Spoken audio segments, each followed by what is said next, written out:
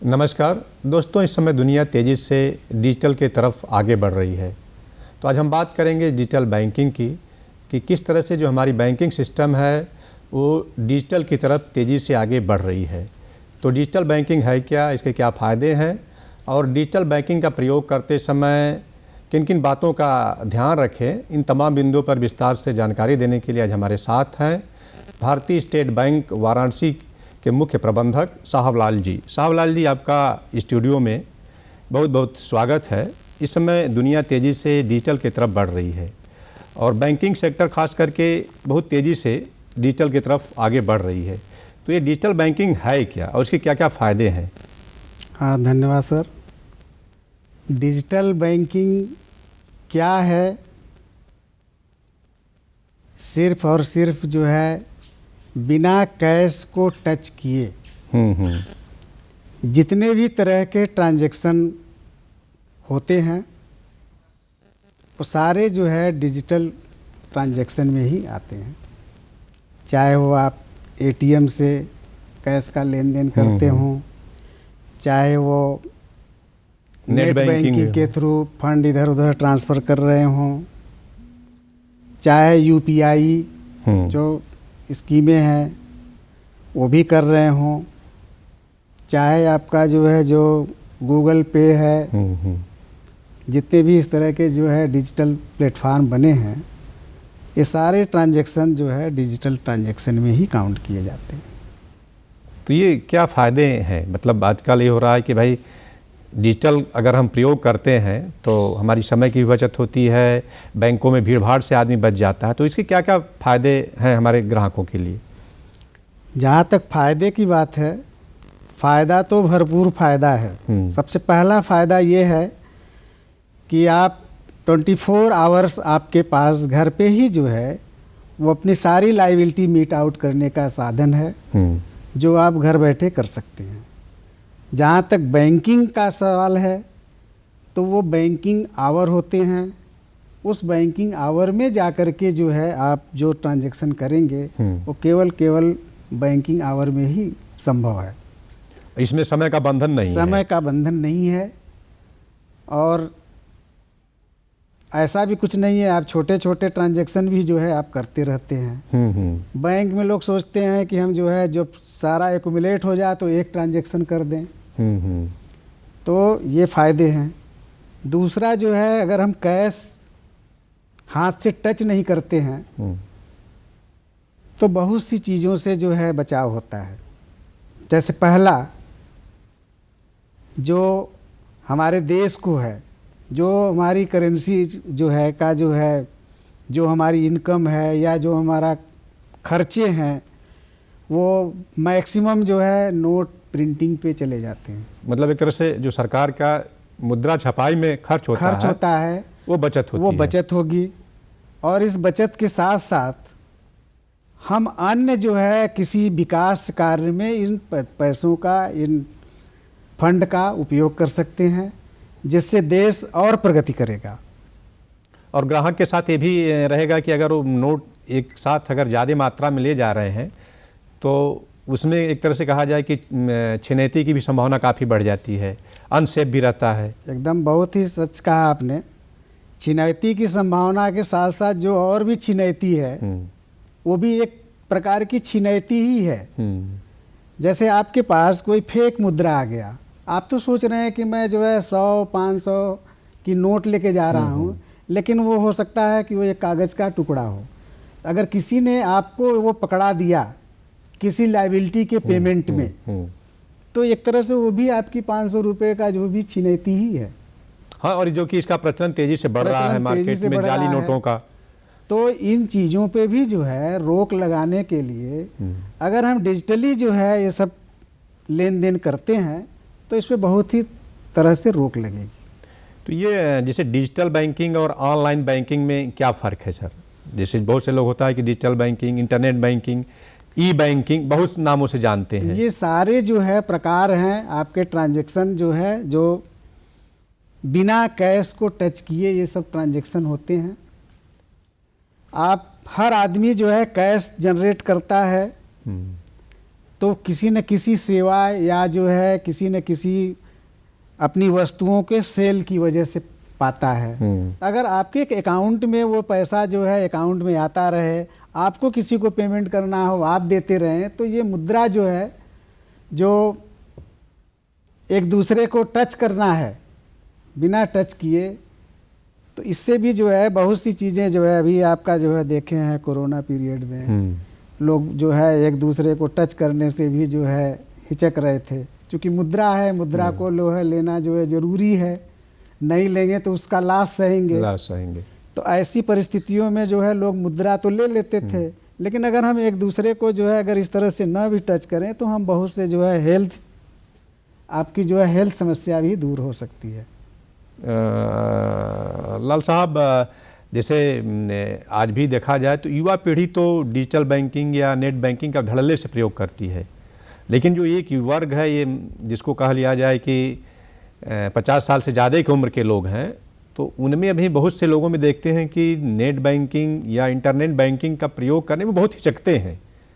तो इसके पीछे क्या कारण है, या वो कैसे उनका वो दूर हो सकता है? दूर होने के लिए तो पहले तो हिचक क्यों है, उन्होंने जो है पहले जो है इसको अपनाने की कोशिश नहीं करते हैं।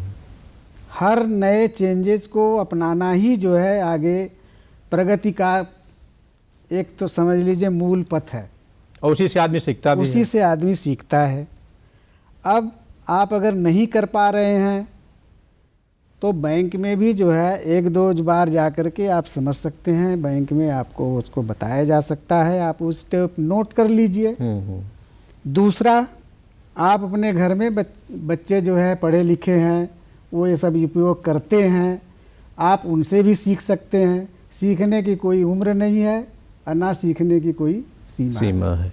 अगर वो प्रैक्टिस करें तो प्रैक्टिस करने से भी वो धीरे धीरे वो चीज़ें जो है वो अपना सकते हैं, और अपना जो है अपना निजी जो है जो लाइबिलिटीज है उसको मीट आउट कर सकते हैं। और इसमें जो है थोड़ा सा जो है उन्हें विश्वास रखने की ज़रूरत है, और इससे बचने के लिए जो इसमें फ्रॉड फोर्जरी जो होती हैं, इसके लिए मुख्य रूप से जो है लोगों का कॉन्फिडेंस या जो है ग्रैस्प करने की क्षमता। अगर आप कोई चीज़ एक बार बात बताने पर अगर आपको समझ में नहीं आती है तो उसको नोट डाउन कर लीजिए कि ये स्टेप कैसे किए जाते हैं। आपका अपना जो भी गुप्त कोड है और जितनी भी निजी सूचनाएं हैं वो किसी से शेयर न करें, स्वयं करने की कोशिश करें, तो आप ज़्यादा सेफ रहेंगे। और बहुत ज़्यादा जो है ट्रांजैक्शन में भी नहीं जाना है। जो आपके मुख्य ट्रांजैक्शन हैं जो घर बैठे करने हैं उसको करें। लेकिन कभी कभी ऐसा होता है साहब लाल जी कि आदमी ऑनलाइन ट्रांजैक्शन कर रहा है लेकिन उसके बाद भी धोखाधड़ी हो जाती है, जैसे मिस्ड कॉल के थ्रू जो है, तो इस तरह के कॉल से वो कैसे बचें? मिस कॉल में जो है वो केवल मिस कॉल से जो है ये ट्रांजैक्शन नहीं होते हैं। मिस कॉल जब आते हैं तो आप उस पर जो है दोबारा जो है कॉल बैक करने का प्रयास करते हैं, जिससे वो जो है अपना जो ज़रूरी सूचनाएं हैं वो आपसे जो है रिटर्न बैक वो ले लेते हैं, जिसकी वजह से वो अपना ट्रांजैक्शन कर पाते हैं। लेकिन कभी कभी तो ऐसा होता है कि आप कॉल बैक भी नहीं करते हैं लेकिन मिस कॉल आने पर आपकी सूचना भी वो लीक हो जाती है। अगर इस तरह से उनके साथ धोखाधड़ी हो जाता है तो कहाँ पर संपर्क करें या इसके लिए कहाँ शिकायत करें? देखिए, हम लोगों के यहाँ स्टेट बैंक में जो है 2 जो है टोल फ्री नंबर प्रदान किए गए हैं, जिसमें पहला है 1800-111109, दूसरा है 1800-112211।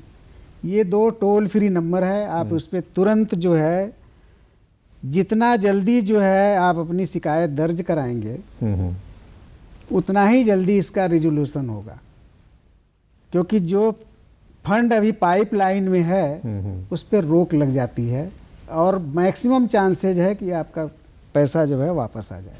वो साइबर क्राइम एक तरह से कहा जाए कि वो साइबर क्राइम रहता हाँ, है। वो हर जिससे जुड़ा हुआ है, हर बैंकों से जुड़ा हुआ है, साइबर क्राइम से जुड़ा हुआ है। वहाँ जो ही जो है आपका जो है कंप्लेन दर्ज हुई तो वो वहाँ तक सारी जगह मैसेज पहुँचा दी जाती है और इस तरह के इस ट्रांजैक्शन का जो है सारे जो है वो रोक लगा दी जाती है। अच्छा, और साहबलाल जी, जैसे जो डिजिटल बैंकिंग का ग्राहकों पर और बैंकिंग सिस्टम पर किस तरह का प्रभाव देखने को मिल रहा है? देखिए, बहुत से लोग जो है, जो हम कहेंगे कि एक 50 एंड एबव वाले लोग जो है, जो कभी इस तरह से डिजिटली नहीं ट्रांजैक्शन किए हैं, वही हिचक करते हैं। बाकी सारे लोग जो है अपना रहे हैं। आप इधर काफ़ी तेज़ी से बढ़ भी रहा है। काफ़ी तेज़ी से बढ़ रहा है। आप देखेंगे कि बैंकों में जो है भीड़, जो इतना भीड़ हुआ करती थी, अब जो है काफ़ी रोक लगी है। जो ट्रांजैक्शन वाकई कैश वाले हैं उसी के लिए लोग जाते हैं। अभी मैं जो बता रहा था टोल फ्री नंबर है, उसके साथ ये 2 टोल फ्री नंबर है। चूँकि ऑल इंडिया है तो सारे लोग उस पर करते हैं। हो सकता है कि आप जिस समय करें वो जो है बिजी हो, तो एक SMS के थ्रू भी जो एक लैंडलाइन है, वो मोबाइल की लाइन है, आप SMS के थ्रू वहाँ पे अपना जो है शिकायत दर्ज करा सकते हैं और अपने आप वो दर्ज हो जाएगा। हाँ, वो दर्ज हो जाएगा। और ग्राहक को कैसे पता चलेगा? नहीं, उसका एक्सेप्ट हो जाएगा, उसको बाद में कंप्लेन दर्ज हो जाती है तो अच्छा, वो मैसेज आता है। मैसेज आता है। अच्छा, तो क्या है नंबर? उसका नंबर है 9223008833। इस पे आप SMS के जरिए जो है कर सकते हैं। अगर ग्राहक के साथ फ्रॉड हुआ है तो वो इस नंबर पर वो अपना कॉल कर सकते हैं जी, तो उनका जो इस तरह का फ्रॉड है उसका समाधान हो सकता है। साहबलाल जी, जैसे अवेयरनेस के लिए डिजिटल की मतलब ज़्यादा से ज़्यादा लोग डिजिटल बैंकिंग का प्रयोग करने, तो इस तरह का कुछ अवेयरनेस प्रोग्राम भी आपके स्टेट बैंक ऑफ इंडिया की तरफ से चलता है? हमारे यहाँ जो जितने लोग जो है अकाउंट खोलने जाते हैं, तो हम लोग सबसे पहले जो है हमारे यहाँ योनो ऐप है, उसके ज़रिए ट्रांजैक्शन करने की हम लोग सलाह देते हैं। लोगों से इसका जो है रजिस्ट्रेशन करवाते हैं, क्योंकि ये जो है काफ़ी ये डिजिटली सेफ भी है। इसको जो है अभी तक कहीं से इसमें कोई ऐसा कोई फ्रॉड जिसका कि स्टेट बैंक ऑफ इंडिया में खाता हो वही SBI योनो का प्रयोग कर सकते हैं। ठीक है साहबलाल जी, आप स्टूडियो में आए और डिजिटल बैंकिंग के बारे में हमारे दर्शकों को इतनी अच्छी जानकारी दी। निश्चित ही जो युवा पीढ़ी के साथ साथ जो और लोग हैं, अपर एज ग्रुप के लोग, वो डिजिटल को अपना करके अपना समय भी बचत करेंगे, एक तरह से जो करेंसी का प्रयोग होता है उसको भी उससे दूर रखेंगे। जानकारी देने और बातचीत करने के लिए आपको बहुत बहुत धन्यवाद। नमस्कार। नमस्कार।